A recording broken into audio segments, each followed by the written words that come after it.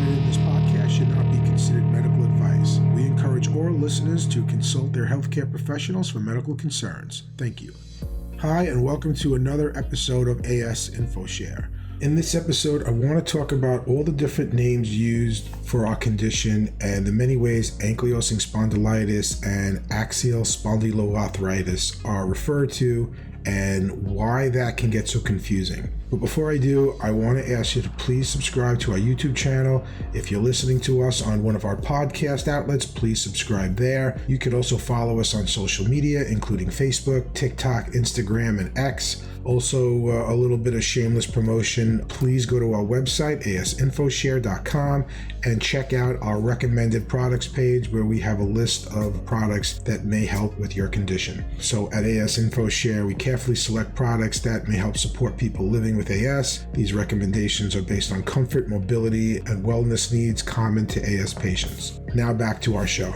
For decades, if you had chronic inflammatory back pain and stiffness in your sacroiliac joints, you were usually diagnosed with one thing: ankylosing spondylitis, or as we refer to it in short, AS. If damage showed up on your x-rays, that was it, AS, you had it. But as imaging got better, so did our understanding of the disease. And that's when things started to change. In the early 2000s, MRI technology allowed doctors to detect inflammation in joints before it ever showed up on x-rays. That meant that many people were living with this sort of earliest stage of the disease, but without visible signs. They didn't meet the criteria for an AS diagnosis. So in 2009, a new umbrella term was introduced: Axial Spondyloarthritis, or AxSpA. They mean the same thing. Axial Spondyloarthritis is the full name and AxSpA is the acronym. Let's break down the acronym. The lowercase ax refers to the axial skeleton. That's the spine and pelvis. The capital S, lowercase p, capital A stands for spondyloarthritis, a group of related inflammatory diseases.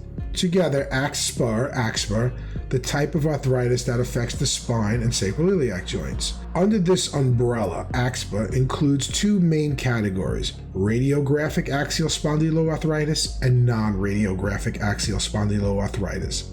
Radiographic axial spondyloarthritis, or r-axSpA, is when structural damage is visible on an x-ray.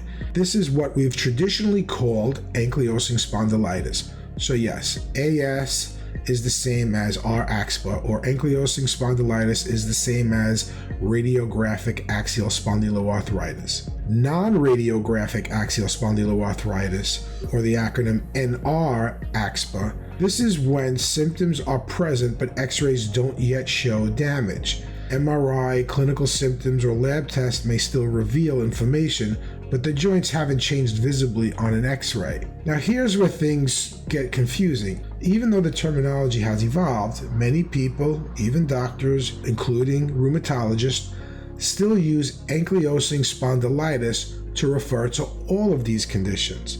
Why? Because it's familiar. It's what we've known the disease for so long, and it's what people just continue to call it.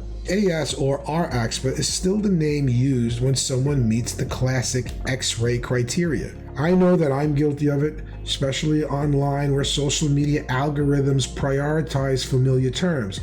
If we only used AxSpA, fewer people would find our content. So it's a balance between accuracy and reach.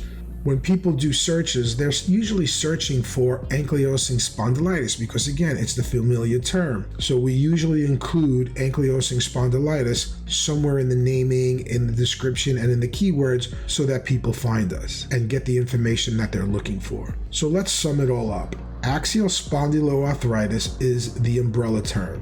AxSpA is the acronym for axial spondyloarthritis. r-axSpA is the acronym for radiographic axial spondyloarthritis, which is the same thing as ankylosing spondylitis. And r-axSpA is the acronym for non-radiographic axial spondyloarthritis, which is basically the same disease. It's just what they might say earliest stage, where there's no x-ray damage yet. So hopefully this clears it up. If not, head over to our website or look on our social media pages. We've got some infographics and diagrams that break it down visually.